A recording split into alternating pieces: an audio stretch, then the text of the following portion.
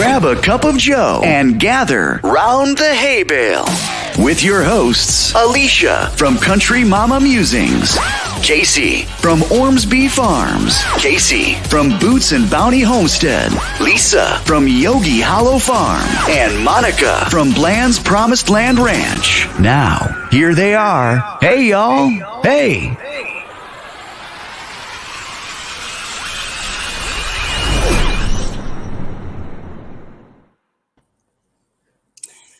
Good morning, everybody. Welcome back to the Hay Bale. Hey, guys, welcome to the Hay Bale. I'm Alicia. And I am Kacy. And I'm Lisa. And I'm Monica. Welcome back to the Hay Bale. All right, y'all. I just want to give a quick shout out to everybody and thank you, everybody, for the warm wishes last week in the chat. I am glad to be back after being sick last week. And thank you for the sweet DMs. But I want to give a shout out to you ladies because y'all rocked it last week. I was listening in. Ain't they amazing? Put it in the comments. Y'all know they are amazing. Let's give a shout out to my girls. I think it deserves a pew, pew, pew. Oh, it does deserve a pew, pew, pew. It wasn't the same without you. That's very true. Thank you. Yeah, I'm glad to be back. It's exciting to be sitting in front of my computer again. Awesome. So we're going to continue with our preparedness month. We started that last week, and to continue on with that preparedness topic, we have Mountain Grandma's Tammy joining us again here on the Hay Bale. Welcome, Tammy. We are going to be talking more with her about prepping food for her family, along with our favorite ways to prepare and store food ourselves. So how was everyone's week this week? How did you spend your week or your weekend? What about you, Country Mama, Miss Alicia? Oh my goodness. Besides curling my hair, I just kind of vegetated with Papa Jim all week. I'm not going to lie, and I don't know how much I could say about this, but we did get caught up almost on Cobra Kai, which is the follow-up to the Karate Kid. Season 4 has been released, and we thoroughly enjoyed just kicking back with a new mug cake that I will be showing you guys how to make, and just watching Daniel LaRusso get his thing going. That's how we spent our weekend, nice and relaxed. How about you guys? What about you, Lisa? We were out building turkey nesting boxes. So we our turkeys our bourbon red turkeys are 8 months old now. So they start laying anywhere from 7 months on, but it's winter time. So what we did was built nesting boxes for free out of all stuff that we had, stuff that we repurposed. I think the fanciest piece of wood we had was a sheet of plywood that we had left over from a house project. And so we did that. And then on Sunday, we got them mounted and all set up. So the girls are good to go in the turkey coop. It's always good to have free stuff. Absolutely. It is. When you live on a homestead, there's no such thing as trash. It is all reusable, all repurposeful. Don't throw it away. You'll find something to do with that weird piece of wire that's lying around. Trust me.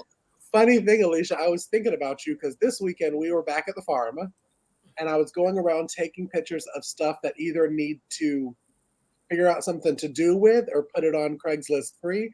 And I'm walking around, enjoying the moment of the beauty of your own farm. And there's a random toilet in the back area underneath a truck bed. The truck covers that do the back trunk. Uh-huh. We laughed so hard that, Sis Tara was like, well, at least it's a private covered area just in case it's in the rain. So, but I was like, I wonder what Alicia would tell me to do with this. I knew you would. In the back of my yard. I find something to do with it. I know Absolutely. What you should do. You should make it a little prop. So when you have your little, when you have your tiny homes, you have a place that maybe people can use the restroom or whatever. You take that little toilet, you put some flowers in it and planter. And that's your little hey, the pooper's over here.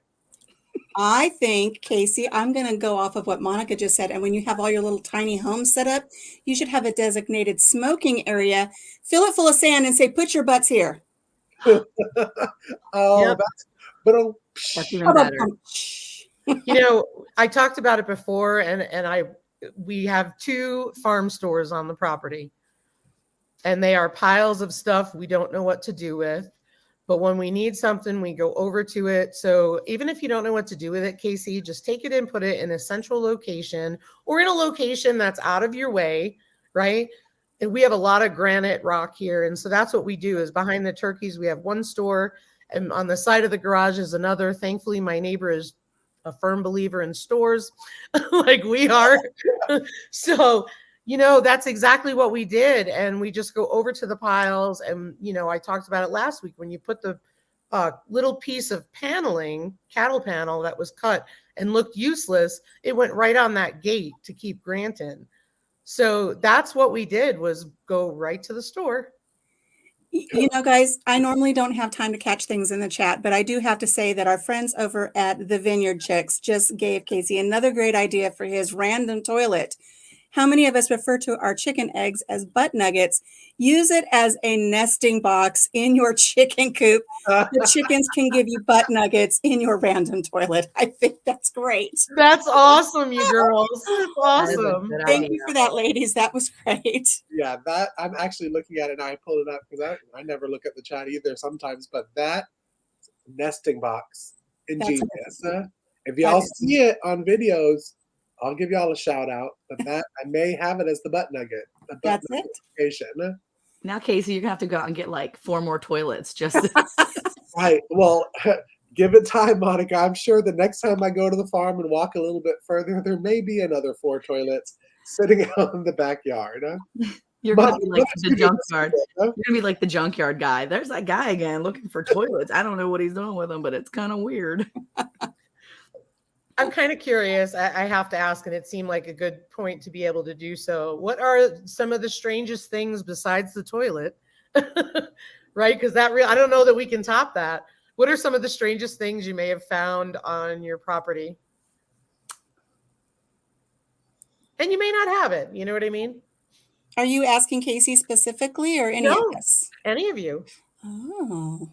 Alicia's got something good. Let her think for a second. Yeah, I have to think about it for a second, but I know I found some things. I mean, after being here 8 years, we're finding new stuff all the time. I don't know about weird or random, but I will tell you, after being here 7 years, we finally got into the back corner of the old corn crib, and we found an old metal sign. The old metal signage, that's worth money, and it is in mint condition. It's 2 pieces that form together into buffalo. I don't remember if it's buffalo feed or buffalo implements, something really old.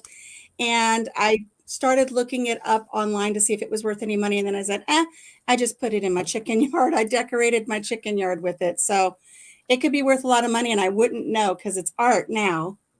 All those fancy Bettys. I'd say. That's awesome. I think it's a claw-footed tub right by the toilet. That's right. And that was not a weird thing because Brother Chris was like, don't get rid of this. This is mine. This is mine for the house. I said, okay.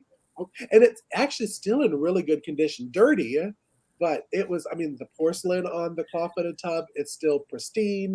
There's no cracks. So I was like, these folks were hoarders, but at least there's something good out of it because I love claw-footed tubs. So you fancy like that to have an outdoor bathroom? I'm fancy like that. And it's covered by a truck topper. So classy and redneck all in one, like swoop. I think that's like the original definition of like shabby chic, right? You have like the. I think so. So and now people want that. So people might want your jank toilets and all that stuff later. Everybody's gonna want their own Ormsby Farms nesting boxes. Absolutely. And for the right price, they can come pick it up. And right price is in like retirement price. Put little signs up to say the butt nugget stops here. Right. All kinds of fun stuff. You could put a bunch of puns together for your little butt nugget factory. Or you could just put signs up that say, make sure you flush your butt nuggets. Like you could take all of those, those signs that we're accustomed to when we're on the road, right? And you can adapt them into chicken. You can find them at old truck stops, I bet you even, and you could have your whole theme. You could have a sign that says, if you sprinkle when you tinkle, or no no job is done until the paperwork is finished. You could put all kinds of fun stuff up in there in your little butt nugget factory. Okay, Alicia, I've never heard that last one. That was good. The paperwork. And, you know, I Yeah. don't know if you've ever seen it, but, you know, I think it would only for safety purposes be good that you not have a lid on it because you don't want it to fall and hit your chickens, or secure the lid. But I don't know if you've ever seen where people actually have doors where their chickens can go out of the coop and into the run. And it's the actual toilet seat with the hole cut out in the wall. So they can go in and out of the toilet seat to get in and out. I'm telling you, you've got a whole theme for a really fun, all based off of a toilet you thought was junk. Yeah. Well, I was looking at it and I was like, okay, Alicia's going to tell me, do not get rid of this. And I'm looking at it like, okay, what is Alicia going to tell me to do with this random toilet in the middle of my backyard? Well, we've all given you some great ideas. Now we know. Now we know. What about you? What did y'all do this weekend? Who, us? Yeah. So so this weekend was me going to, I had a direct sales conference all weekend. So I do direct sales and I had a conference for the leaders and I was so excited. So my voice is really like, I'm struggling here because it was like a bunch of women and they were like, every time there was something new, they like revealed the spring line and everybody was like, wow, and screaming. And it was pretty intense for a while there. But it was really fun. It was really nice. It was so encouraging. It was a really nice weekend. And then after driving into Dallas every day, Friday, Saturday, Sunday, I came home yesterday and everybody had come home from church and Eric's like coming around the corner, like aggressively. He's like walking around the corner. He's like, oh, hey, you're home. And I'm like, hey, what's up? And of course he's got his phone and his like, mic and everything and his like little stand. I'm like, what's going on? He's like, check it out. And he shows me, and we had a new baby born on the ranch. And so I know probably y'all saw it, but I was so excited because she had her first baby. This mama had her baby in last December, and it was really cold, but we knew she could handle it. So we knew she was going to have another winter baby. And it's not our favorite time for them to calve, but thankfully we're in Texas and it's not super rough. And we were watching her. And Eric was like, she's going to drop that baby soon.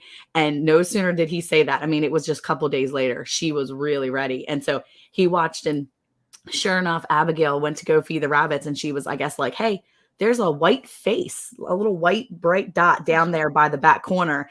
And this mama is notorious for hiding her baby. Like, she had her baby last year and hid that baby way across the field. And then she comes sauntering up to everybody else like, what's up? I need food. I'm hanging out. You don't notice anything different about me.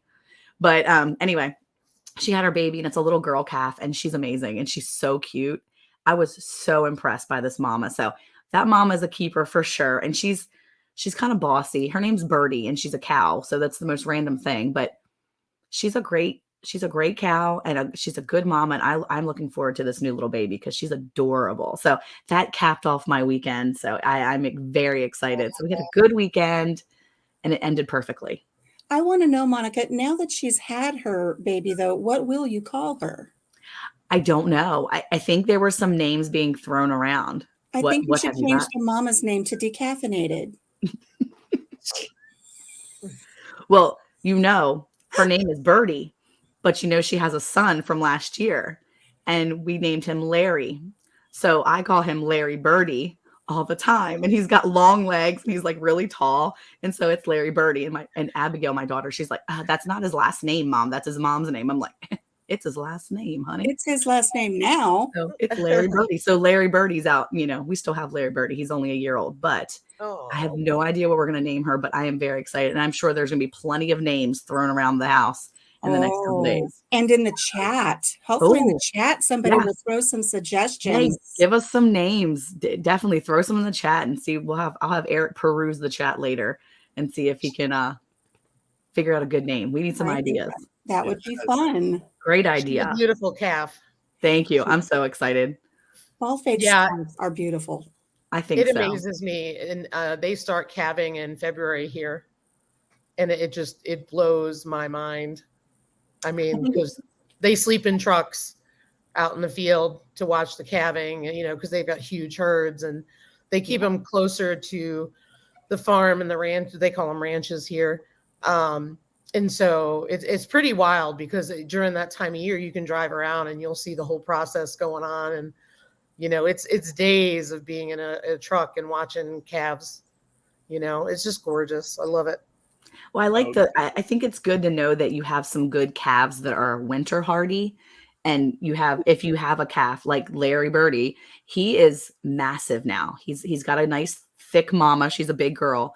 But not only that, I mean, he's just a really strong calf. He's been a strong calf. He's a yearling now, and he's been a big boy and a strong boy his whole life. So it makes me happy to know that she's putting down good calves. We've got good daddies, and she's a keeper for sure. We've had her for a few years, but it's nice to see that she's having winter calves and she's good at it. So I don't mind that she had it in the winter. So it's a good thing.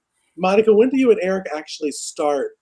If you could plan perfect time for the cows to calf, when is y'all's time that you try to plan to get them to calf in? For us, it's usually between April and June here because we like to bring them back during the summer months when we still have a little bit of grass from that spring. We like to have them hit the ground in the spring so the grass is fresh for those mamas. You've got good timing. It's weather-wise, it's not too bad. It just depends on how much rain we get that year. But for the most part, we really like to have them spring calf. I mean, that's the ideal time for us. And then we bring them, everybody comes back here to our pasture if they're not here. And this is where we have them bred with one of our 2 bulls. So we have 2 bulls now that are proven. And so we may start to actually have them separate now and have some of the cows go with the 1 bull at another property and then keep the rest of them here with a certain bull. Because now we can actually play with the color combinations, with the size combinations, because we do have a low birth weight bull. And then we have a full-sized Hereford bull. And the full-size Hereford bull is good for proven mamas that can handle it because he's a big boy. And then our low birth weight Brangus bull is great for those mamas that are first-timers and that we don't want to have a giant bull coming or a giant baby coming out. I'm not pulling calves. You said no. Brangus? Yeah, we have a low birth weight Brangus, and then we have a full-size Hereford. Can you tell people listening in what a Brangus is? Yes. So a Brangus is a combination between a Brahman bull or a Brahman cow and a Angus. So you have a Brahman and an Angus combined. His daddy was massive. He was gorgeous, gorgeous. And his mama was beautiful too. And he's just a really good looking size bull. He's got a very narrow back end, which is a good thing. And Eric did a whole video on the reason why we use him as our bull, as our herd sire, because when we are calving with a lot of these first time mamas or smaller mamas, we don't want a big bull because that means likely big babies. And I've got enough on my plate that pulling calves is not a thing that I want to do. No, it's an arduous task. I've participated in those. It's not fun. Yeah, I want all of our mamas to be able to have babies on their own.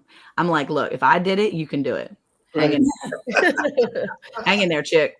All right. Well, let's go ahead and bring up our guest host this week. She is a mom and a grandma, a singer-songwriter and homesteader.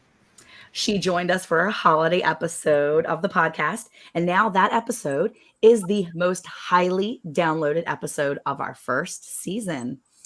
So please welcome to the hay bale, Grandma, not Grandma, she is a grandma, Mountain Grandma's Tammy. Yay, welcome back. Welcome back, Tammy.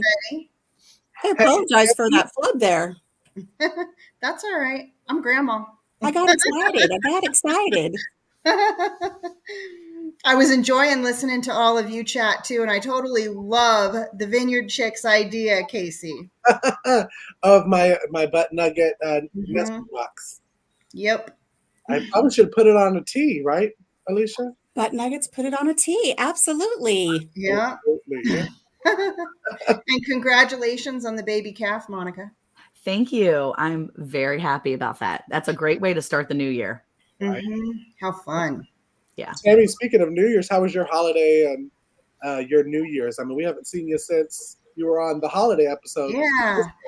It was nice. We had the kids up and just had a really good time. I took a couple weeks off from work because I work from home, but I'm still employed somewhere. So I took a couple weeks off and it just relaxed and got some projects done. Finally finished sewing a shirt that I started in August. It was supposed to be a dress for my daughter, and then it ended up a little short. And of course, I had to choose this fabric. Oh my goodness, this fabric, it's like I'm almost like looking to see, do I have anything near me that looks like it? It's bumpy, so you can't iron it.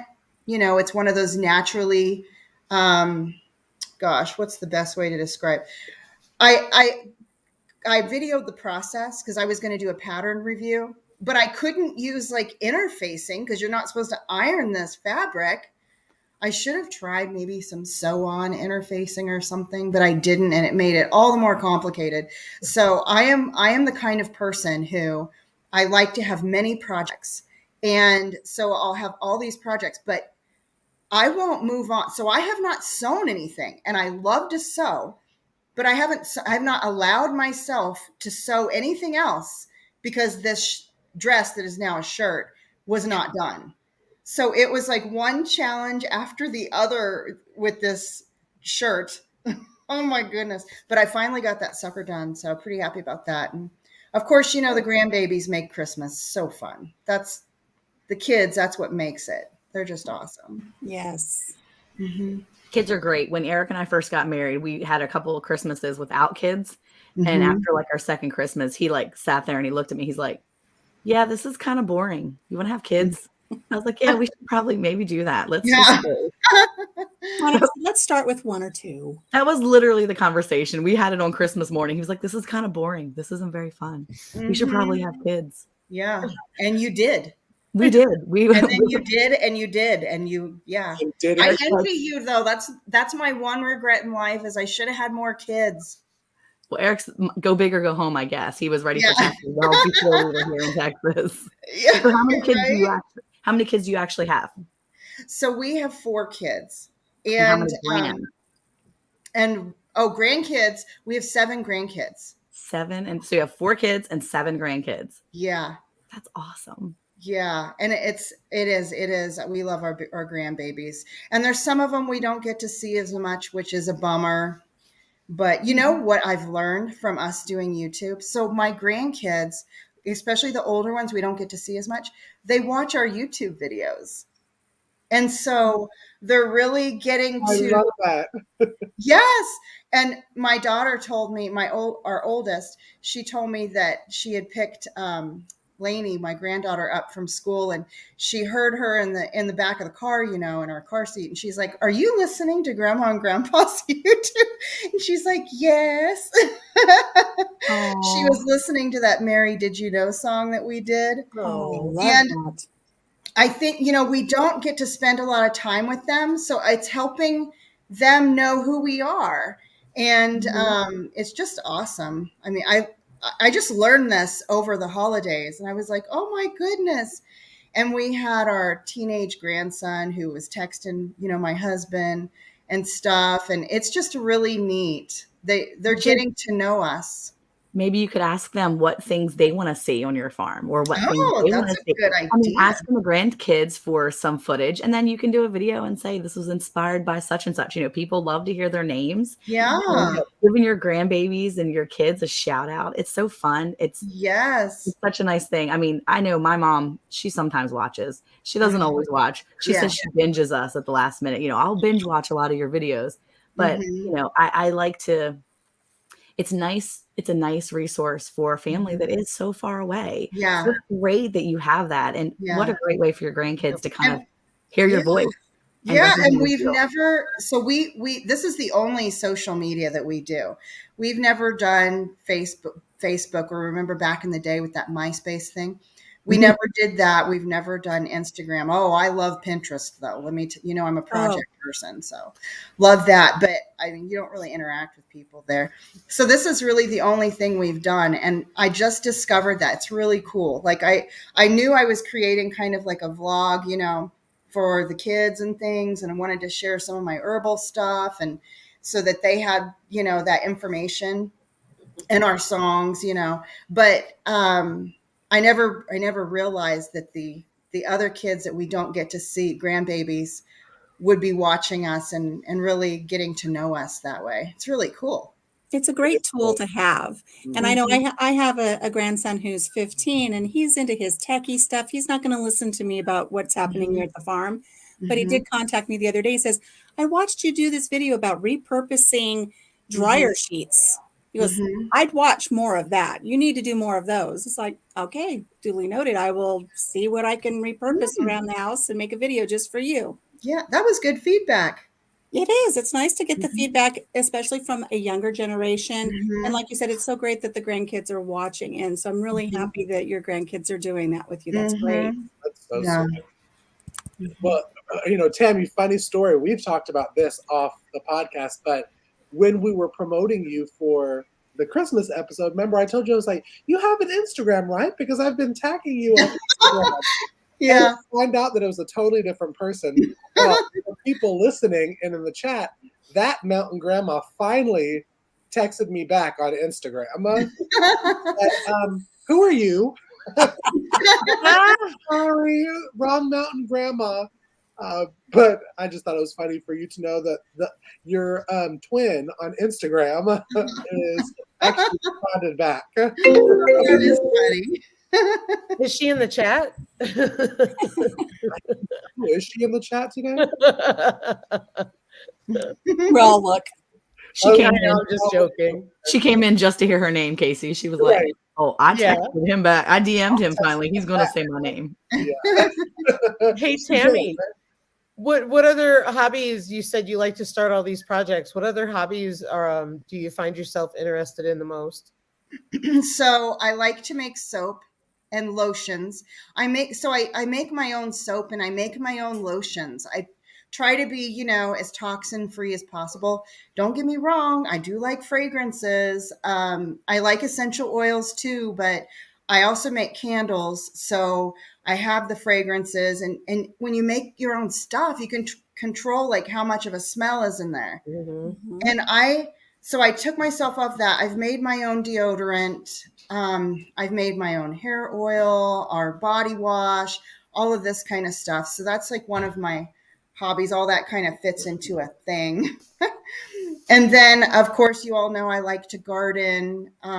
We play music. Project-wise, I bought an old dollhouse at a yard sale. And it's not like, one of the wood ones. It's like Victorian style or anything like that. It's more sturdy. It's more like for the little toddler girls that are up here. And so one of my projects is I want to paint that. And then I want to make the little curtains in there and kind of get it all fixed up and, buy some little furniture pieces to go in there. And I've been kind of collecting some stuff, but that's one of my projects I need to finish. And then I like to take some things. I wouldn't say this is something I do all the time, but I found this, I'm looking at it. I found this, those plastic drawers that open? So I found 2 of them and I painted one of them this color so it would match because I've used it for my sewing stuff. And I've got one that I was going to put somewhere else that I want it to be the same color. So I got to paint that too. Those are like my 2 projects that I need to do. But you all know I also like to crochet.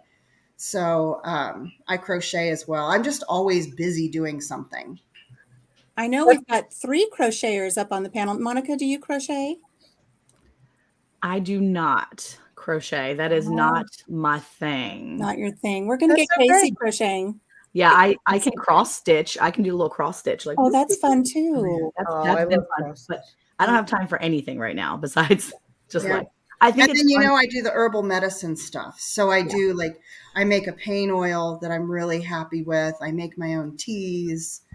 So that's it. That's why I had to do the goal setting this year because I got to keep myself on track. I'm kind of like a butterfly. Do a little this, little of that, little this, little of that. And I'm very nitpicky with myself about finishing what I start. I never leave something undone, but I won't move forward in whatever that hobby is until I get that thing done. You know what I mean? Oh, that's discipline. That's discipline there. Yeah. I don't have that. I don't either. I think I leave projects half finished all the time. That probably drives Eric crazy the most. I'm like, I'm going to get back to that. If you start tell something yourself, like that. Monica, that you can't do anything else in whatever that is until you get that one done, you'll finish it. That's a good idea. I might try that with the laundry today. I'm just going to wait for every load to be finished, and I'm going to do nothing but hang out while that extra load is being done. And the kids are like, Mom, I need you to make me lunch. No, dude, I'm waiting for laundry. And Tammy said, I got to wait for this project to be done. I got at least another hour, so y'all need to just hang out. I'm going to try Well, that. and Good here's call. if it's not fun, don't call it a project. That's Oh, shoot. Well, I'm going to have to start enjoying laundry a little bit more. Yeah. Oh my gosh, I can only imagine how much laundry you have. My word. I know. Football team. Well, my kids do Yeah. that, so it's fine. I just want you to know every time I do laundry for just the two of us, I think of you and I sit there and I go, why do I have so much? And if I have this much, how much does Monica have? Mm-hmm. I was going to say it's not too bad, but it is bad. I hate it. I hate laundry. I'll bet. I really don't. Hopefully some of those kiddos help you. They're super great. They do all their own laundry, even down to the 5-year-old. If I can get them to, they have a system. I watched a YouTube video Mm-hmm. and a lady had a really great system. YouTube has been huge. But I watched a lady have a system where they bring their own bin down, they tag team.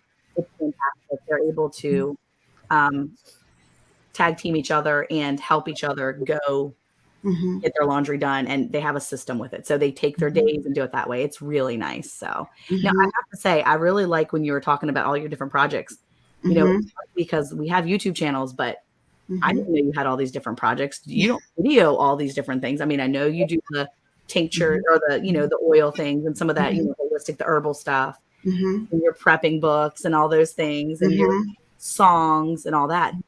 But you don't video a lot of the other stuff, do you?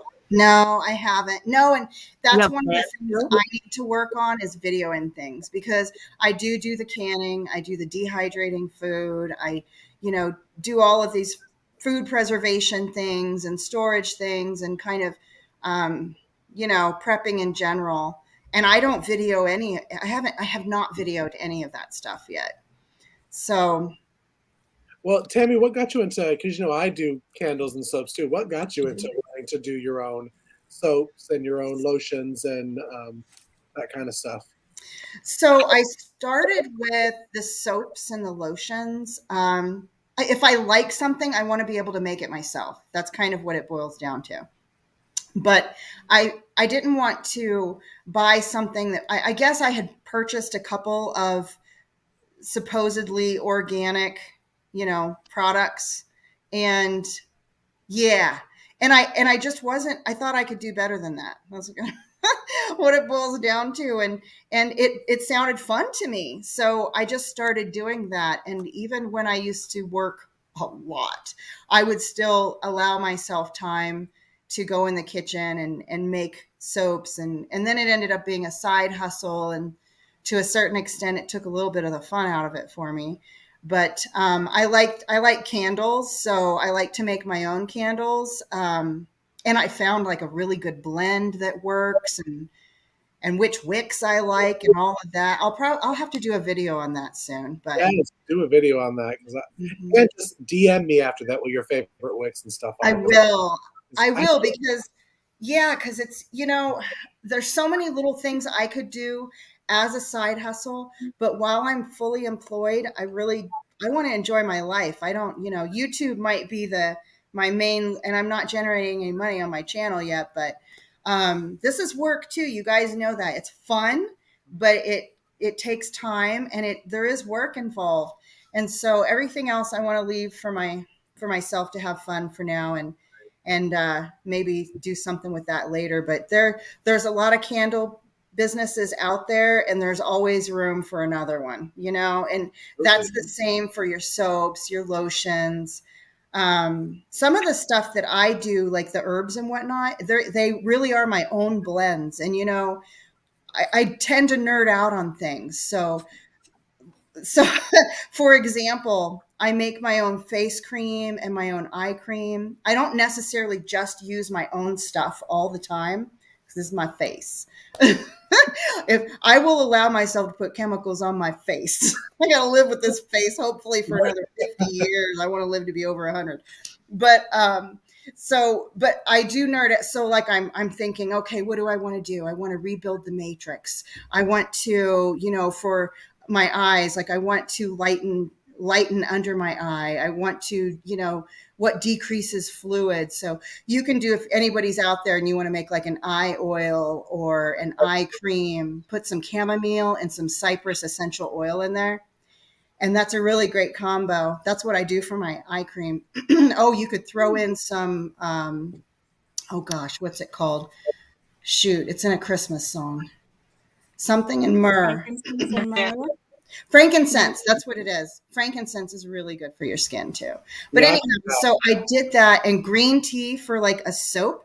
If you do like a melt and pour soap, it's like for infusing herbs in it, that's like the best way to go, like is your melt and pour. Though I want to learn how to do the cold process soap too. And I'd love to be able to like use ash and make my own lye and then make the soap. That would be so awesome.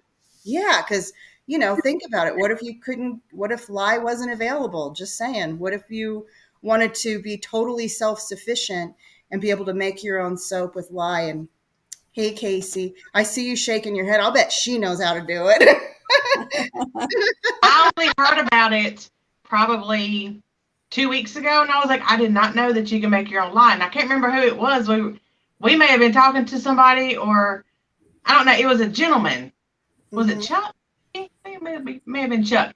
And he was talking about making his own lye. And I was like, I never thought about that. But I have thought about, well, if it comes to a point, where I can't order it anymore, then what? But I do have a solution that I am highly considering doing, but it's only going to take 10 years for me to do. So I may throw that out there because I'm thinking I'm going to go ahead and start that rather than later. So I'll be sharing that pretty soon too, what I'm doing for that, which all of you can do too. Yeah, that's pretty cool. And you could buy like soap nuts. Nice to know these alternative things for soap, right? Right. Mm-hmm. I mean, just saying, like, if we ever got to a point where there was no soap, and I'm talking about, for anybody in the prepper world or anybody interested in, keeping these things in mind, being completely self-sufficient. If we all have stores of soap, right? Like that's one of our preps. And what about when we run out? Like they're going to be stinky. They're going to want soap.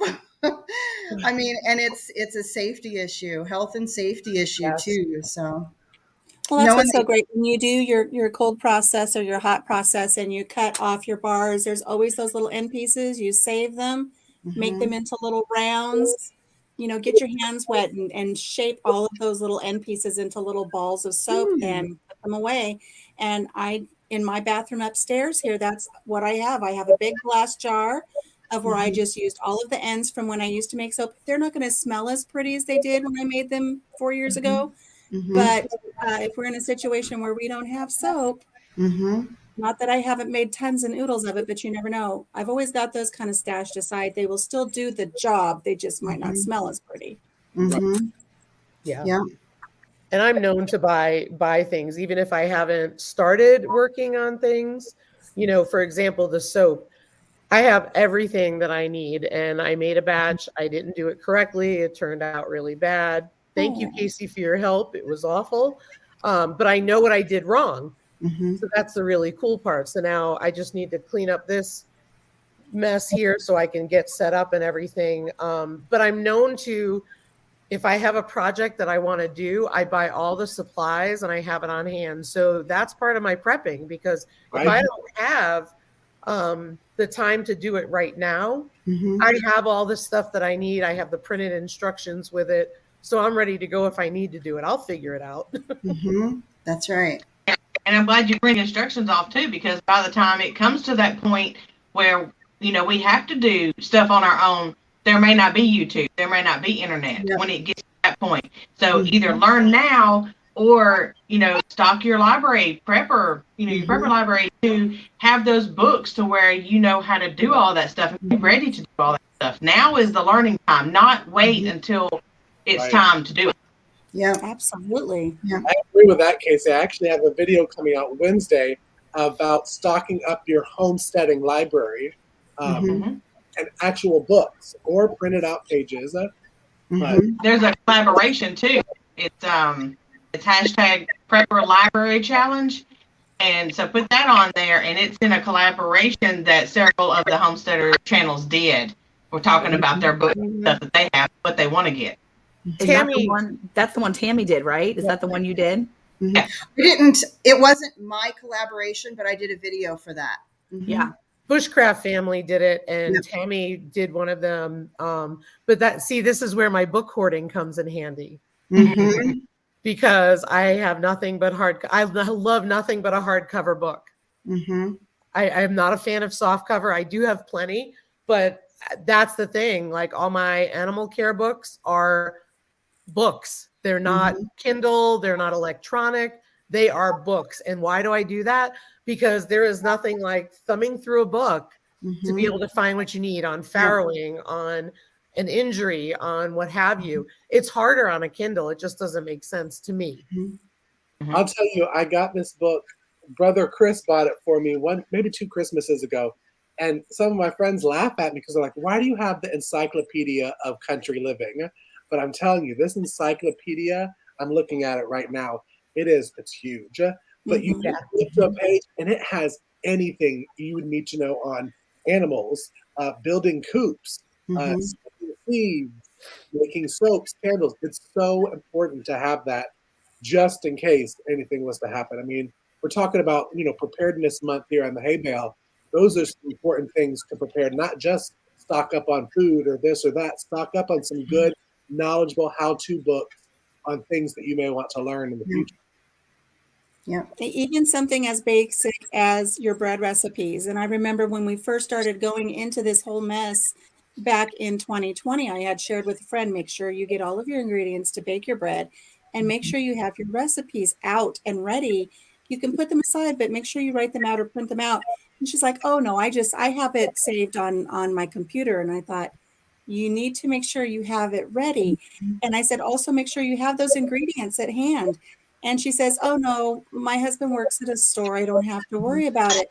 And then she called one day and she was very upset because there was no yeast, there was no flour, there was no bread, there was nothing. And she was in tears saying, there's no bread. And I thought, listen, when I tell you, there's a reason why all of us are doing this. And Casey's, for those of you who can't see because we're on the podcast part, she's holding up her binders of all of her recipes. She's prepared.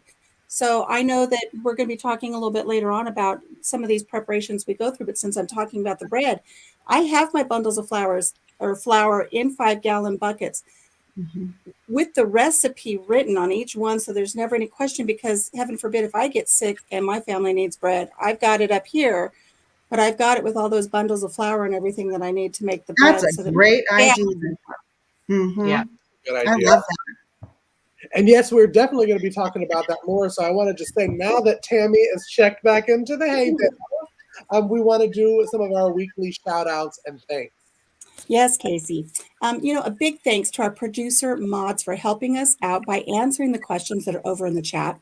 Want to remind everybody we're shooting our episode live for podcast distribution. So as hosts, we're not able to respond to the chats as much as we'd like to. So if you have questions, please type the capital letter Q and reach out to the moderators. And thank you for your patience while they are answering those questions. Also, be sure to give us a big thumbs up coming in and follow us on YouTube and Instagram.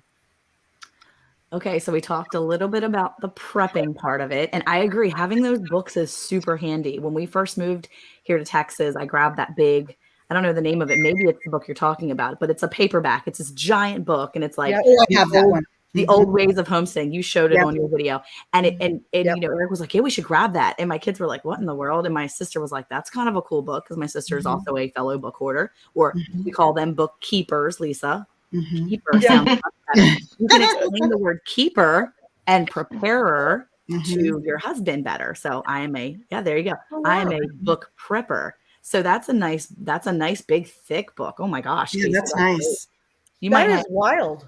You might need to put the link for that book somewhere in the description. In there, but these are that's what I have. Yeah. So This is, yeah. for those who can't see it on the podcast, this is called Country Wisdom and Know-How. It is probably the best book to have in your homesteading library because Yes. it has everything you need to know. And I get it, people that live the lifestyle, they start learning in their heads, recipe or how to do it. But as Alicia said, if the main person on your homestead gets sick, the family then has something to go and get it and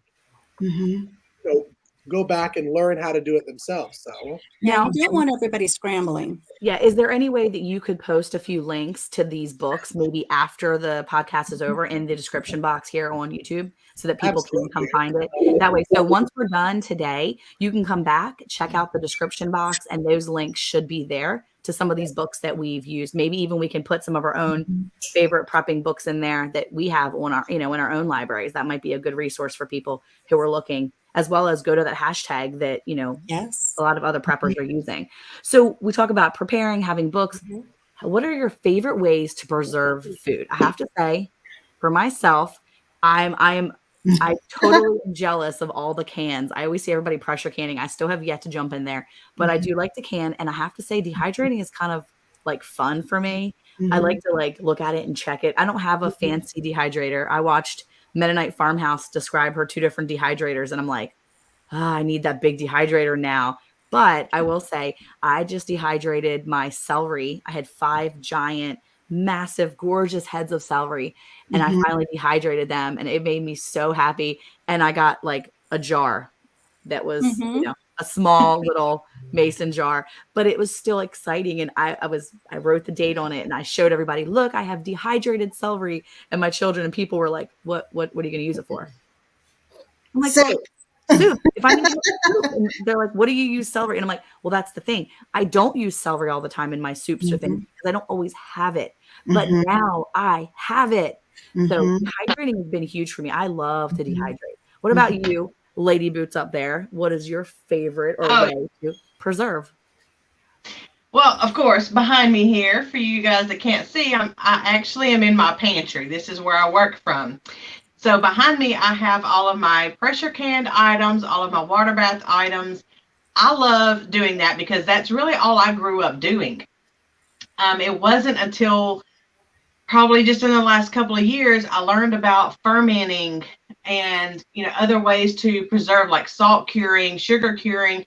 Some of that stuff my dad did growing up because, they didn't have refrigerators and they didn't have all the conveniences and stuff. My dad's 70. So he's done a heck of a lot more, of course, than I have. But my favorite is, of course, putting everything in jars because it's all pretty and it's ready to go. And having things canned and pre-cooked and all of that, it is a homesteader's fast food. You can go in there, whether you have heat or not, whether, you're able to cook anything, you can take them literally off the shelves and eat them as is. You don't have to have any kind of heat source to be able to eat any of this. Well, also like dehydrating, and up above my head, you can't see it, but there's a whole shelf of dehydrated stuff up there. And that's where all of my herbs and everything that I grow is up there. And that's for all of my medicines, because I also make, back to the prepping, I make all of our medicines that we take. And if there is a medicine that we take from the pharmaceuticals, then I am already on the way to seeing and finding the herbs and medicinals that I can use instead of having to rely on that and having to take something that our bodies aren't made to process. And that's a whole nother rant. I'm not going to get on that. But yes, I do have my dehydrated herbs up there to make our medicinals and to make our products, to make anything that we use. And so those are my 2 favorite. It's going to be the pressure canning, water bathing, canning method, and then dehydration. And fermenting is my new one. I've got all kinds of jars sitting around of fermenting foods. What about you, Mountain Grandma? What do you think, Tammy? What's your favorite way to preserve food? So I am like you, Monica. I've not done the pressure canning yet. I water bath can. And I love doing that. And then I love using the dehydrator. And I do have a fancy dehydrator. And I need to give a warning to everybody that has a dehydrator. If you have a bird, we had a little green cheek conure. Yeah, you know what I'm about ready to say. Apparently, The dehydrator that I have, it's non-stick on the inside. So there are some non-stick coatings that your birds, any like birds, like, any birds in the house that are going to be near this thing, it killed our bird. Oh, And no. I didn't even know that the bird was going to be impacted. He was like 12 feet away. And so I like to dehydrate, but ever since our bird died, I haven't done any dehydrating with that dehydrator, because you can also dehydrate in your oven at a really low temperature. And where I live, it's so dang dry that when I'm like dehydrating oranges or lemons, because I love to do that, and then you can grind them up and you make tea out of them. But if you're doing any of that, where I live, I can legit set stuff out and it dries. It is so dry here. We have such low humidity. I do think the canning is a better long-term goal, though, because one of our issues where we're in northern Arizona, water. So I've heard some people say, too, that it's a good idea to cook rice and then dehydrate it, because when you do that, you're actually making instant rice, and it doesn't take as much water to cook should you need it in an SHTF situation. Yes. So those are some of my favorite things. I'm like Kacy. We make our own medicine. So I'll dry my herbs, and then I either just keep them, depending on what I'm going to want to do with them, or make tinctures. I know Kacy does that too. I've done like a blended tincture before, but I will just to tell everybody my experience. I did that before for like a PMS tincture. And then I wished I hadn't done it, because I like to have the tinctures by themselves, because then you can combine stuff and make your own blend. So just anybody who's thinking about going into tinctures, some of the herbal recipes, like if you're with all my herbal books, right? As you're going through those, different people will give you examples of recipes they use. And sometimes if you have a good enough understanding of what the herbs do, whether or not they're considered like a cooling herb or a warming herb, that's always good to keep in mind. But then what do they do? Are they a cholagogue? Are they, a diuretic? What's the deal?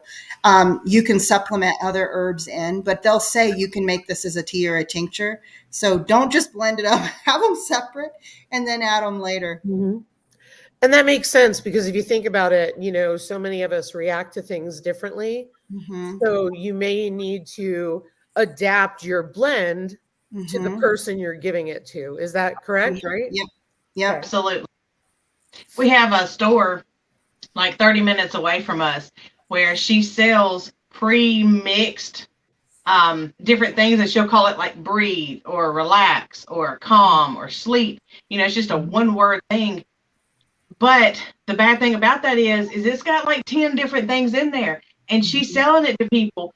Mm-hmm. They don't know what they're allergic to. They're going to take it and like, well, which one am I allergic to? Well, you can't split them back up, and if she ever goes out of business, those people are screwed, because there's no recipes for what she's done, so you are solely dependent on buying those mixtures where you need to learn yourself and keep them individualized, and you can make your own. Or just do one at a time and build on that. If it's not, enough for you, then add something else. Well, if you have allergic reaction, it's the new one that you added. You can take that out and substitute it with something else.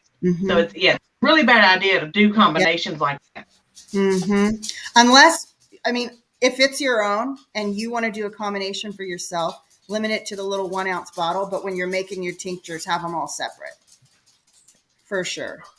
I think it makes sense too. Oh, sorry, Tammy, go ahead. I was going to say, I had somebody who shared something really interesting with me the other day. Have you guys ever heard of salicylate sensitivity? Mm-hmm. That's the first time. You're a nurse, right, Kacy?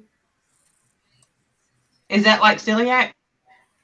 No, it's so the salicylate or salicylate, what's in aspirin? Yep. So there is actually, I don't know if I'm saying it right, salicylate or salicylate. You know how it is when you just read stuff. But there is a certain amount of the salicylate. We all know garlic, like it's a blood thinner, right? So like garlic has it. We know that one. And you can have warnings in books for certain herbs. For anybody who's on a blood thinning medication, they should not be taking this. It's contraindicated. Well, for people who have a salicylate sensitivity, they could have that. Cinnamon has salicylate. It actually has 64 milligrams per 100 grams of cinnamon. But remember, only 4.2 grams are in a teaspoon. You'd have to be like 20 teaspoons would be how much? Would be a lot, right? So you'd have to consume a whole lot of it. But I had someone reach out to me who had mentioned that they were concerned about herbs because they have this salicylate sensitivity, and they were taking 2 aspirin a day for aches and pains, and they were drinking 2 cups of herbal tea. And she didn't tell me what kind, but I reached out to her and asked her, hey, give me some info. And by the way, I found this, and here's this medical journal article I found for you. We can actually see how much is in some herbs, because it was hard to find. I had to find it in a medical journal, how much salicylate. Otherwise, you see cinnamon listed on the high salicylate content list, and they don't even tell you how much. And they're comparing it to a bell pepper. And I'm thinking, how did they measure this? Sure enough, they were measuring it by 100 grams. 100 grams of an herb is of a leaf. Can you imagine piling up a leaf and having it weigh as much as, a half a bell pepper or whatever? Like, that's a lot of leaves. That's a lot. And I don't think people realize this, but this is one of the misconceptions that come from lists like this that make somebody scared of cinnamon. So, I wanted to touch on something real quick, Tammy, and that's because I did see a little something in the chat. And I do want to point out that dehydrating our foods is a wonderful way for us to preserve our foods. And I'm sorry to hear about your bird.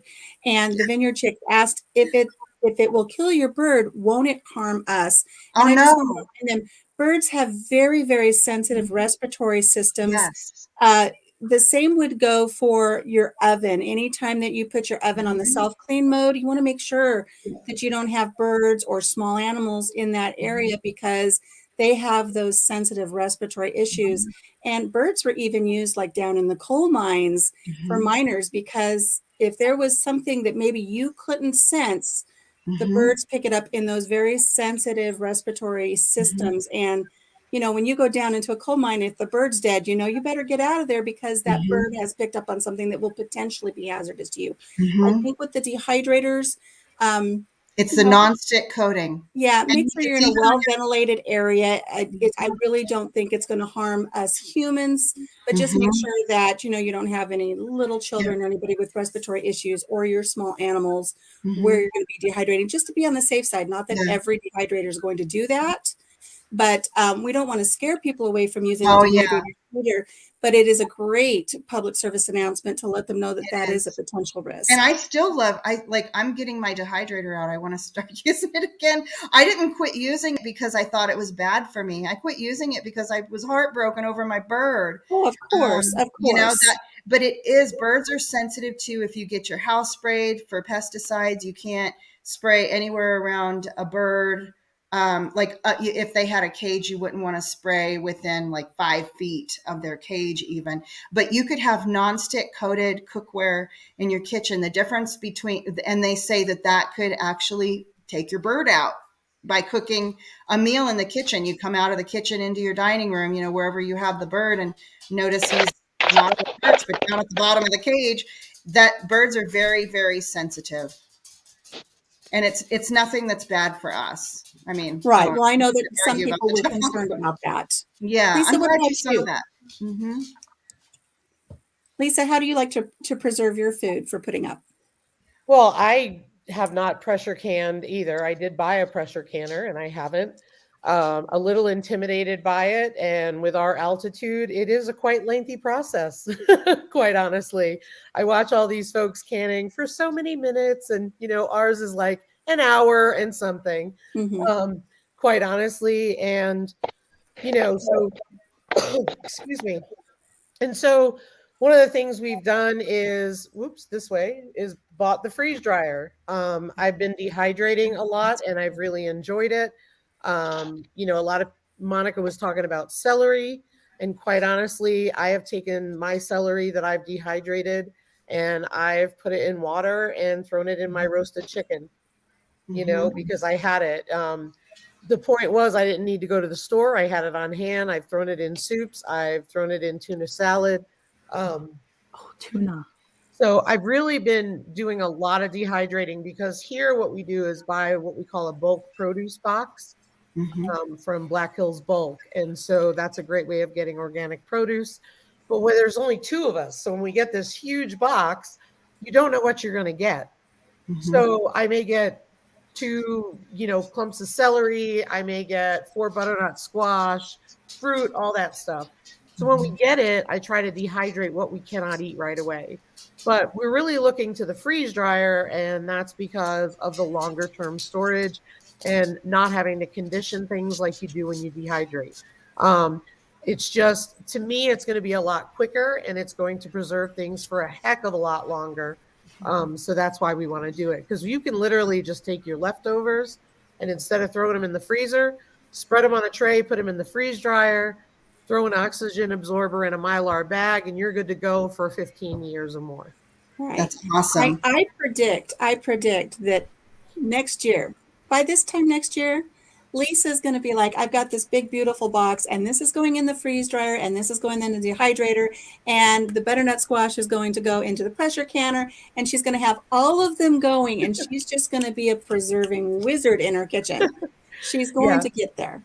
Well, I predict by next year, I will probably only be using the freeze dryer because it's just so easy. That's the thing. Like, we haven't used it yet, but all the things that I've watched on it and everything like that, it's throw it in the tray, set it and forget it.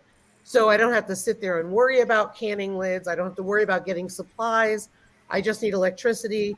I do have a generator if needed. So it's just great because we're going to get this stockpile of stuff and we won't have to worry about anything. And all we need is some water. So if you don't have a freeze dryer yourself, you can still buy that.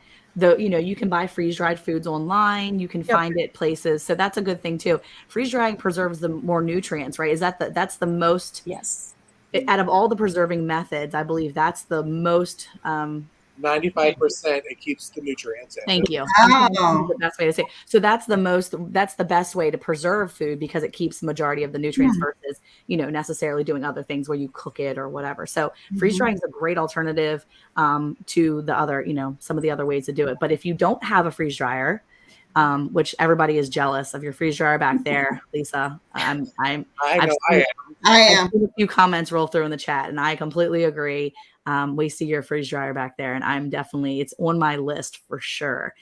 Because you're right, it would be a lot easier than having to go find the cans and the rings, the jars, and all the different things. Having the dehydrator run for 6 to 7 hours, you put it in the freeze dryer, and let it go. So that's kind of nice too. I think back to the video you were talking about the other day, Monica, about the 10-year-old was it stew in the jar? Yes. So here's the thing, like, it's a shame because I'm older. I'm just going to be real. Like, I wish that I could do a 30-year later video of me having stew, so maybe I'll have to send you a jar. Yes, that would be awesome. I will keep it. It'll be called Yogi Hollow Stew. I'll have my kids open it. We'll go 20 years. I'll just have my kid open it. I'll give it to Caleb, my oldest, and have him feed it to his children. I'll be like, look at this.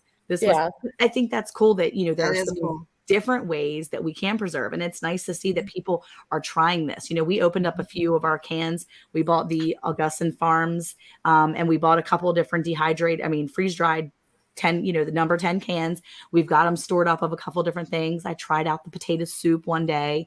Not a giant fan of it, but it is what it is. And I'll try it again. Yep. I just want to throw this out there for people who maybe don't have access to pressure canners, water bath canners, because there are a lot of folks out there who don't have that stuff. Maybe they're living in the city. Here's what I want you to think about. Keep it simple. I want you to go to a dollar store and I want you to check the expiration dates. I want you to go to your grocery store, buy canned protein. Lots and lots of canned protein. Get canned chicken, get canned tuna, get canned roast beef, canned pork. Make sure it is not dented. Make sure the can is in great shape. If you can get a name brand on sale, buy that. I'm going to be honest. But just remember there are very cheap and easy ways that you can stockpile food. Yeah, there is. And freeze all it. of this, everything that everybody's been saying is a great segue to what I brought to show everyone today. And to just counter off of what Lisa just said, absolutely get the cans. I've had friends that say, I can't store food away. I don't have a lot of room. I just went to the store, and I'm a vegetarian for those of you who don't know, but I went to this store a couple weeks ago and I purchased 2 flats of Vienna sausages, and you can slide them under the bed. Now, am I going to eat them? I guess in a terrible situation, if I'm starving, I will. But if we're in a situation where we don't have a lot of food and I've got all those grandbabies, they're going to eat those Vienna sausages. They're going to eat the 20 jars of peanut butter that I put away for them. There are all these things that you can purchase and put them away. And yes, look at the dates, but just know that it is a best buy date, not an expiration date. So if you see a date on your can or on your jar of food, it's best buy. It doesn't mean it's bad. It's still good for several months, if not years after that. But what I brought today to share with everyone, and I'm sorry that those in the podcast won't be able to see this, but with dehydrating, with the freeze dried foods, what I did, and I started this over 2 years ago, is I do make the meal in a jar that everyone was just discussing, and I brought a few of them with me. This is chicken noodle soup, and if you look at how beautiful those peas are freeze dried. I've dehydrated my own peas, and that's the difference between dehydrating and freeze drying is anything that has a skin on it, it seems like the skin gets really hard. So like corn and the peas, they turn into tiny little like nuggets that take forever to rehydrate. But freeze dried is good. And then I have some Amish noodles up here that we got at the Amish store. This has all my seasonings, all of my thickening agents. It's got cheese, it's got everything in here. This will be good on my shelf for 15, 20 years. I seal it with a a vacuum sealer. And if you don't have a vacuum sealer, you can use oxygen packets. So I brought this chicken noodle soup, which we really enjoy. And again, I'm a vegetarian. This is a really important point that I want to bring up to those of you who maybe don't have a lot of food stored, like some of our co-hosts. They've got that sourced for them. I get TVP, which is texturized vegetable protein. And I know that my family was like, you just bought 30 pounds of texturized vegetable protein chicken bits. What's wrong with you? You know what? It all goes into these jars, and I can rehydrate this jar, and this will make 3 full meals for Papa Jim and I. 3 full meals just out of this one little jar that's up on my shelf. And then also I brought taco rice soup. This taco rice soup has everything we need in it. And I've had this on the shelf for over 2 years now. I love pulling these out because I make the soup one night, and then the second night when I warm it up, it's thickened up a little bit, and we make burritos out of it. So again, we get 2 or 3 meals out of this. And then I just brought one more. And this is just what some refer to as funeral potatoes. If anybody's been familiar with the term funeral potatoes, this is just a little pint-sized jar of funeral potatoes. And I get my cheese sauce out at the Amish store. It's got all of my herbs. I've got bacon bits in here that are texturized vegetable protein, all of my little cream base that I make myself with dehydrated milk and dehydrated sour cream, and then dehydrated potatoes on top. These make a delicious morning casserole, and my pantry is just stock full of these little jars. So if there's a time where I'm not feeling well, like we discussed earlier, if I'm not feeling well or if I'm sick and Papa Jim needs to make something, I can just say, go grab this. The directions are written on the lid. It tells him how much water to boil up, and then you just rehydrate this and pop it in the toaster oven. He's got a really nice meal.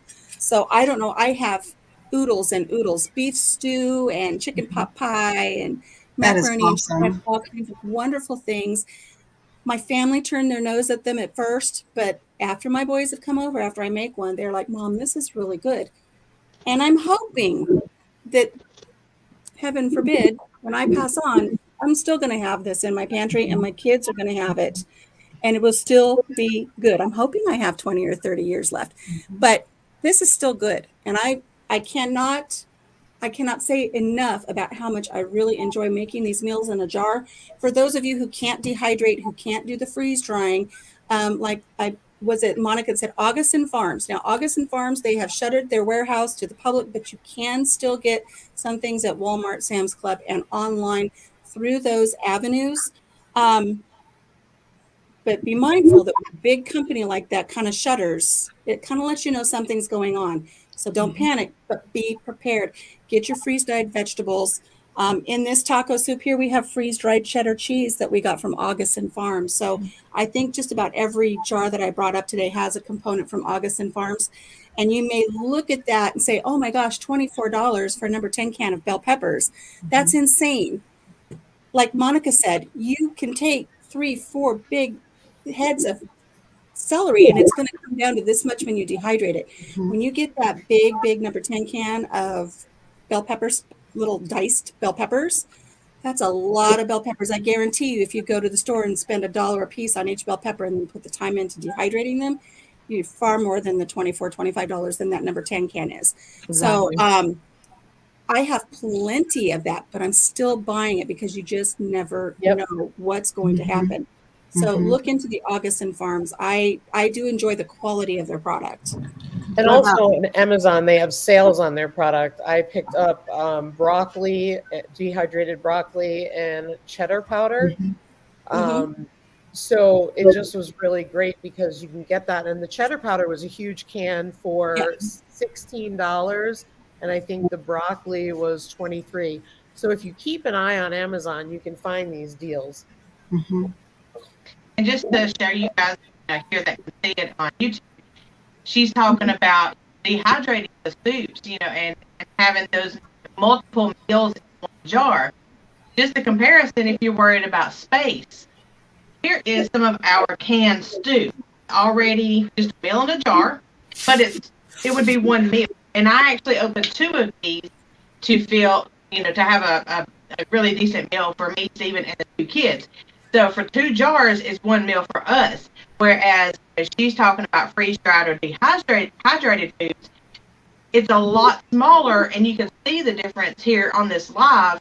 Whereas she can get, 3 or 4 meals, sometimes if they're, really,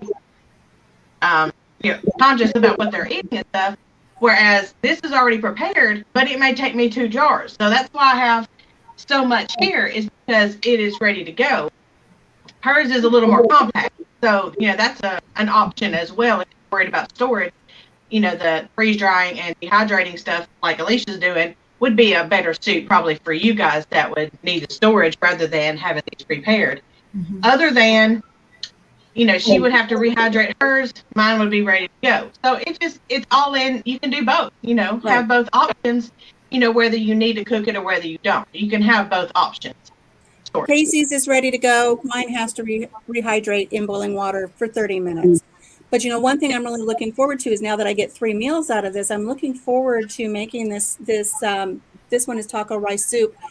I'm looking forward to trying this again, having our first meal, having the burritos for the second meal. And then I want to put them in jars and put them in my pressure canner and pressure can them and then pop them into my pantry. So there's different ways that I can preserve and get 3 meals out of this deal here. I do want to say one thing, as we often say that we don't have room or we don't have the time when we have both. So when you think about, I don't have room or I don't have the time to prep, you're kidding yourself. Because the reality of it is the majority of us have closets that are overflowing with clothes, houses that are full of stuff that we don't need. Try considering getting rid of some of that stuff, because the preps are what is going to keep your family nourished if you have a situation where you can't get what you need. Yeah. And just a reminder, when you are prepping and you have, even if you're going to the dollar store or if there's a sale and you buy extra, because I still do that too. I don't just say, okay, all my preps are just going to be the things that I'm making. When you buy those things and they go right into your pantry, every now and then go through your pantry because it's going to get really full, and go pull everything out. The things that are dated, for example, I've done this a couple times already. The things that are dated for 2024, 2025, or 2023 even, put them in a box by date. So I have boxes that are in the closet that are labeled 2023 canned meats. I always try to make sure we have some of those, or if it's canned veggie, fruit. And I loved one video you did, Alicia, where you were reminding everybody, don't forget about those babies. Those babies are not going to want to eat rice and beans all the time. Make sure you've got peanut butter and fruits. You're going to want fruit. Like, Right. I don't know, like we've not had fruit in the house before, and I've wanted fruit, and I'm going to the canned foods or the preps that, whether I canned it myself or bought it at the store, I'm looking for something that has fruit in it because that's what I want. Yep. Right. And it's going to be completing what our bodies need too, because don't forget, if we ran into an SHTF situation, we would have people that were not very healthy because they were really scraping by on what they had. And those of us that are prepared for that, we would be healthier because our bodies would be getting nutrition. Oh, I wanted to mention one thing too. Another thing you can do to store your food. And Simply Jan did this video on freezing herbs. And I did that with my cilantro. You can put it in cilantro. It's yeah, and it's awesome because then you put it out, the ice cube melts, and you've got nice fresh cilantro there. And cilantro goes bad so easy. Right. So One thing I wanted to touch on what Tammy just said with the fruit. I have a 5-gallon bucket with the gamma lid on it that screws on to keep it all nice and sealed well. And just in that one 5-gallon bucket that I have stashed in the corner, I have packets of beef jerky and dried fruits, apricots, bananas, apples. That just all goes in the corner. We don't get into it. I tell my husband, don't eat the beef jerky. If you want beef jerky, I'll get you a bag of beef jerky. This is our emergency stash. So in case something terrible happens, we have protein, we've got some dehydrated fruit. And I try to think of all different areas to prepare. And the 5-gallon buckets is a great way to go as well. And yes, they take up a lot of room, but they stack. I've got them stacked 5 high in a corner. And they're all labeled and they just stay there. We don't touch them unless we need them. Salt. yeah. Don't put your Sugar. boxes outside either, everybody. I watched, No. I can't remember if it was Bushcraft Family or who it was that showed a video of some boxes of food, of canned food, like from the store canned, that they had outside in a shed. And the weather had got, just the heating up, the cooling. I don't know where they live, but these things were rusty looking, like you wouldn't want to eat them. They looked real questionable. So keep them in a temperature controlled environment, under a bed, in a closet, in a corner. Everybody's got that closet back in the corner that you can't really get to anyway. Stick them back in there. Under the bed is great. I just went and got a whole bunch of gallons of water because we were having issues with our well. And I think I have 30 gallons of water and there are 3 gallons in a box. And I just stacked them all up against my kitchen island. So instead of looking at my beautiful shiplap, it's now just a whole row, 3 stacked high and about 6 stacked long of gallons of water. And what do I care? I mean, right now, if it came down to it and we needed water, I have it. I don't care if somebody comes in my home and says, your decorating skills are lacking, girl. I've got water in case we're out, but Right.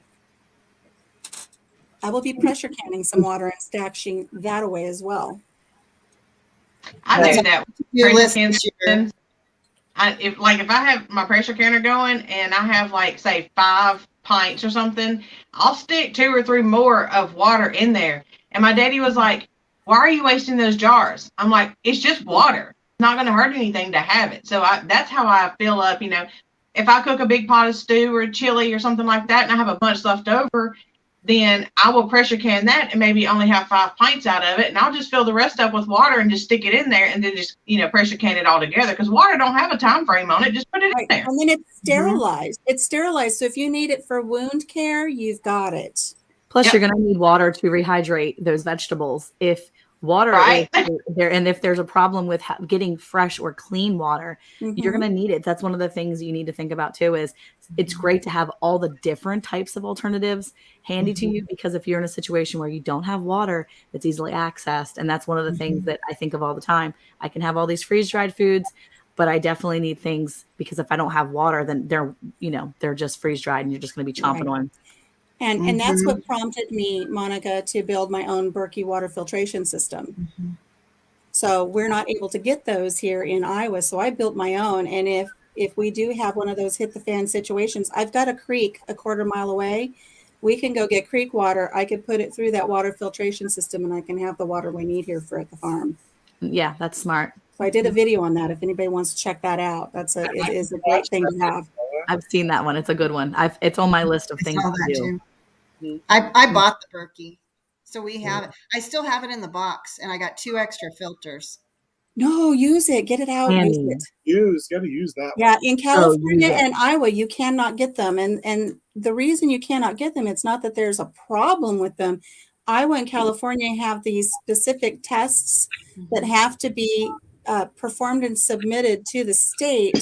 And Berkey has done testing. Their testing supersedes the test that these 2 states want. But these 2 tests are very, very expensive. And so Berkey's not going to do the test because they've already performed better tests. But since they haven't performed these specific tests that you have to re-up every year or 2, and it's thousands of dollars, they just won't ship to us. So I had to put my thinking cap on and make my own. I was able to get the filters on Amazon, but I was not able to get the actual unit. So I made my own unit out of Starbucks. That's awesome. And it I was saw just that video. great. That was awesome. And You mods, don't think I should open it? Oh, yes, use it. Well, I was thinking I was saving it for when I need it. oh no, I would use it. Use it now. Use it and know how to use it so that if you That's do true. need it, Here's Then a you're tip for you, skilled. especially Tammy. If you open it, let's say you have no water or you have a water situation and you say, okay, I've got the Berkey, I'm going to use it. You have to flush the filters before you use them. No So kidding. you're going to need Okay. the water to flush the filter. So I would suggest use it. And if you're worried about not having it when you think you might really need it later, get yourself some extra filters and put those away. But use the Berkey unit. It's an important thing. B, it's too beautiful to stay in a box. It is And you good. can always get the filters and put those away. And I don't know what you're doing for drinking water now, but if you're doing your tap water, I mean, it takes out a lot of the impurities in your drinking water. You can get filters that will take out the fluoride if you don't want that in there. And if you do test the water, don't be surprised if it doesn't go down to 0 parts of contaminants per million, because then I know that was one of the things that I had done. It's like, oh my gosh, it's still at 200 and something. It leaves important minerals. You don't want to take out the minerals, but it will take out the impurities. So use your Berkey. I will do that. I want to say if the mods could drop that link for Alicia's Berkey build, if you can find it, My that'd be Berkey great. build. Your Berkey build. And I'm going to do another one someday because I explained how I did it, but we didn't actually show you how we did it because that was before my YouTube days. But I think you get the gist of it. And it's my son in California built one. They use it every day and they say it works beautifully. Well, you've heard from us, so we want to hear from you. What is your favorite way of prepping your food and prepping stuff and storing it? Type it in the chat and we'll pull up some comments. I know that I am struggling to learn dehydration because that's something new for me. Since I'm a baby homesteader, so I'm a newbie one. So I've learned canning, but I'm wanting to learn dehydration, and I am jealous of Lisa's freeze dry. I may, come to South Dakota and it may be missing, Lisa. You won't even know where it went, but I'll start freeze drying. But no, I want to learn how to dehydrate because I do see a lot of videos on how beneficial, especially herbs. I tried herbs this year. I was somewhat successful. I won't say that maybe I just didn't have it on long enough. But let's see, we got one here. Heather says fermenting, pressure canning, and dehydrating. Yes. Fermenting is something that I have to get used to because I'm afraid of, because I'm good, but I'm not good. Yes, I'm the same way, Monica. I'm like, I started water kefir the other day, and then Eric was like, "You should video that." I'm like, "No, dude, I'm gonna die. I'm gonna kill it first. So let me do it right and know what I'm doing, because I can do kombucha, but I've never done water kefir, and I think I've destroyed it. I don't even know yet. I'm gonna go check it out today because I had to rehydrate it and all these things. I'm like, I don't know, but yeah, don't be scared. the blow pixie. Yeah, am I saying that right? Blue. Blue Pixie. Blue pixie. Cooking, sun drying, water bath, and pickling, etc. Sun drying. Okay. It's like they had tomatoes. Is that kind of like just out? Because I saw can't remember whose video it was. I think it was Simple Living Alaska, that she used an old screen for a window, and she would dehydrate that way. Is that what is considered sun drying? The blue pigs. Sun drying outside. And I guess that sun dried tomatoes. Yeah, that would. Mm-hmm. That's great. Let me see some other ones.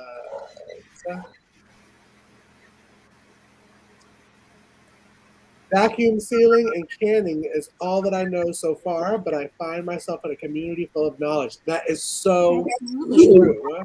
That is what's so great about this community, is being able to pick, each other's brains and find new ways. Vacuum sealing, I love.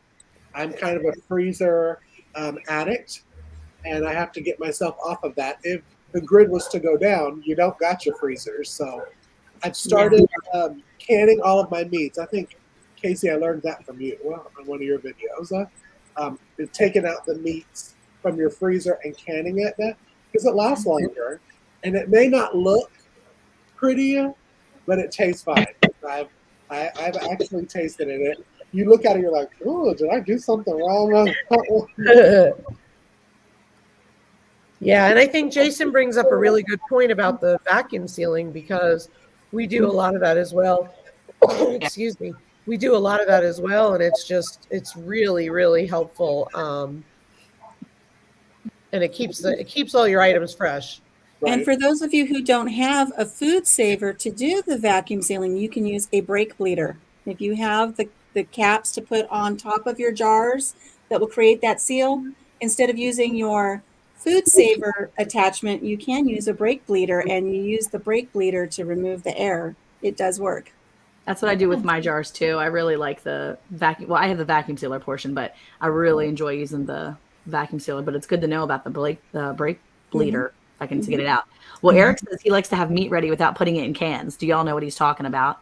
He said it's important to maintain a food source. He wants to be able to have it in the pasture, have it out there.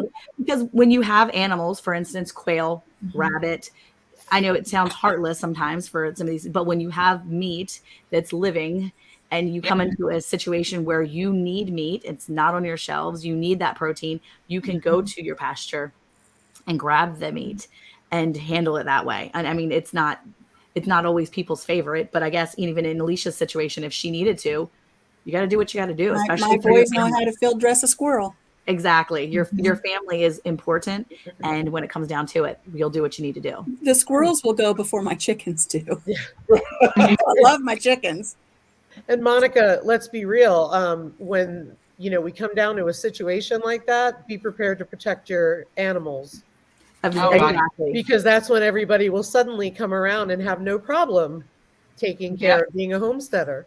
Well, our garden is in the front of our property, and we have discussed, even when everything was going down in 2020, we actually had discussed, Eric said, if there is a situation where it gets shady and things are really gone, we will set up round the clock watches, and there will be someone on guard, fully protected, because our garden will not be gotten into by anyone but us.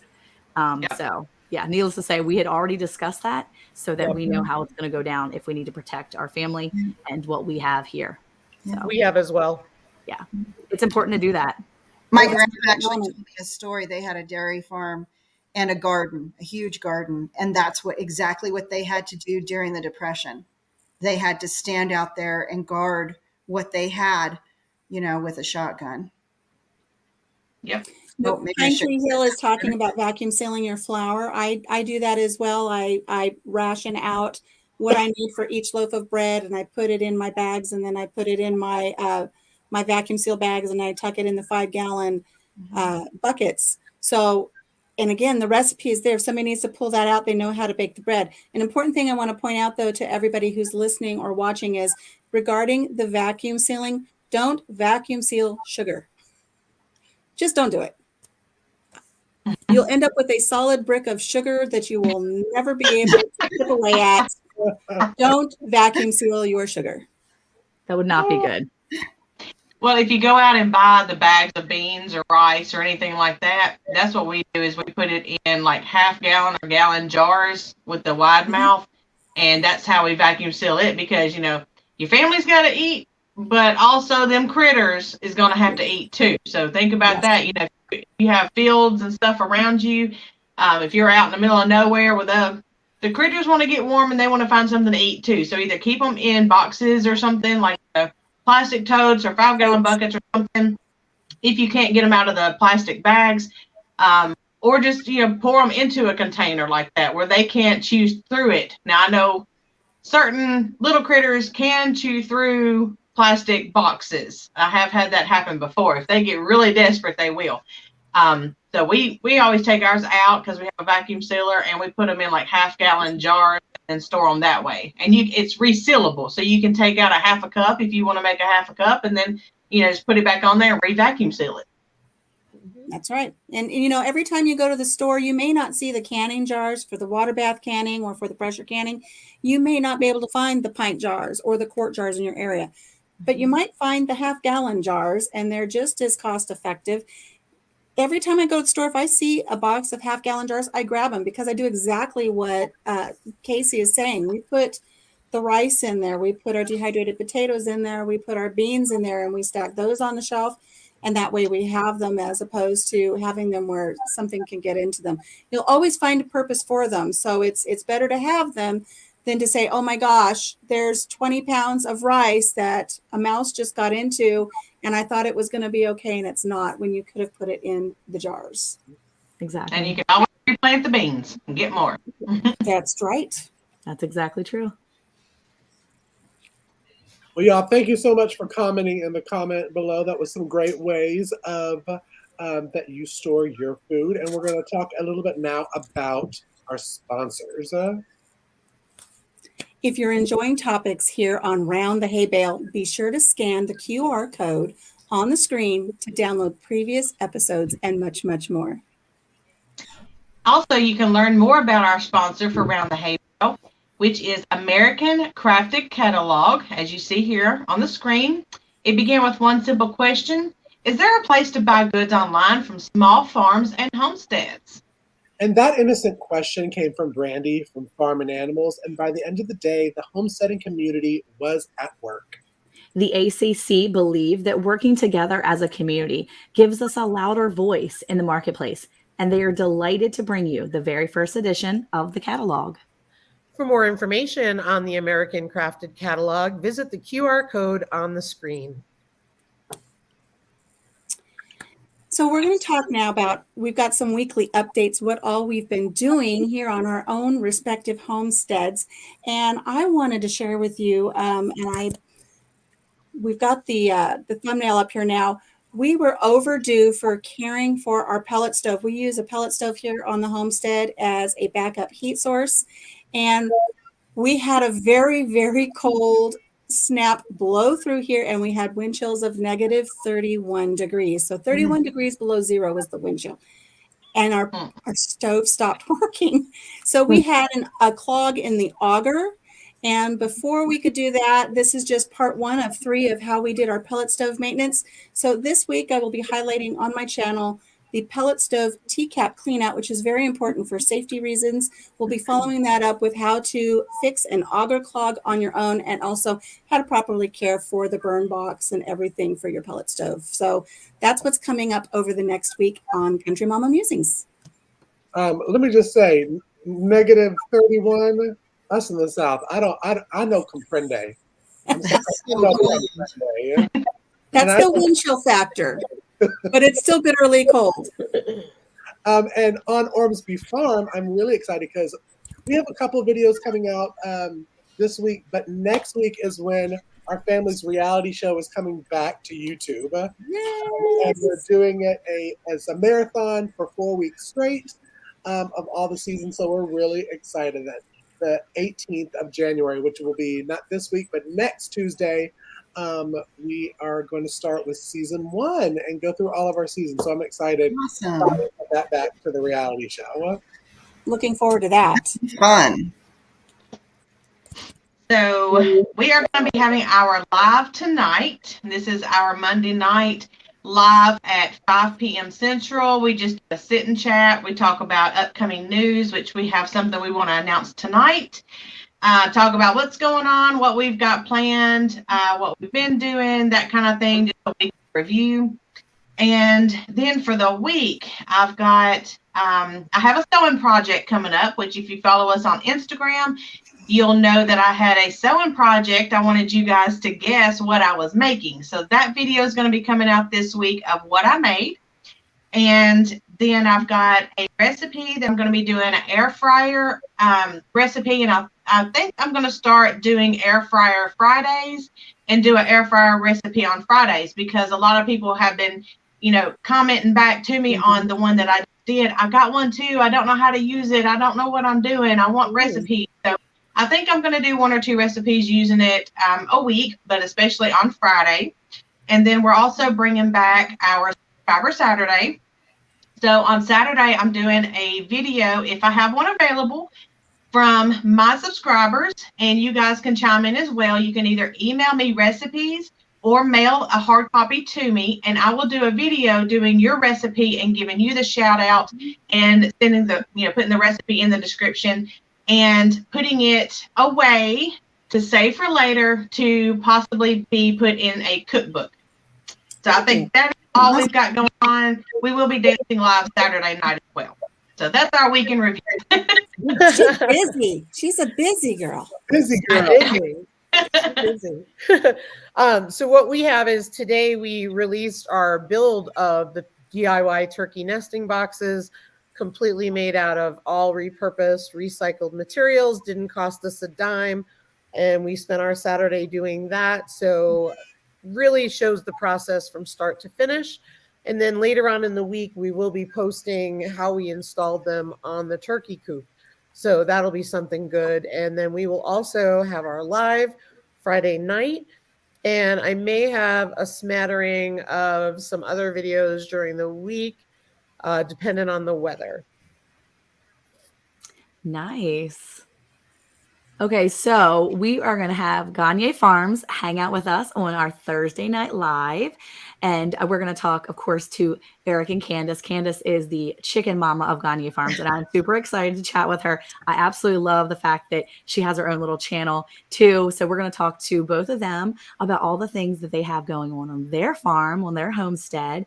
And I'm sure we're going to talk plenty of chickens. It's Eric's least favorite animal, but we will have plenty of conversation about chickens. I am sure of it. We're going to have other videos, I'm sure, drop this week. Eric usually drops a short one day during the week, and we'll have a video of something coming up. Eric's always got something in the works. And I'm thinking I might just do a reaction video of Cayce's new, Cayce's show coming up soon. Well, maybe on the 18th, we'll have to do a reaction video of being Cayce. I'll be like, That's a great idea. We'll do a reaction. I think we should all get together and react. We do a reaction of being really Cayce. should. I think that would be great. I did want to say, I forgot to mention that tonight we're doing a Country Mama Quickie with Blue Collar Homestead. That's at 9:30 Central. Coffee chat on Wednesday mornings at 10.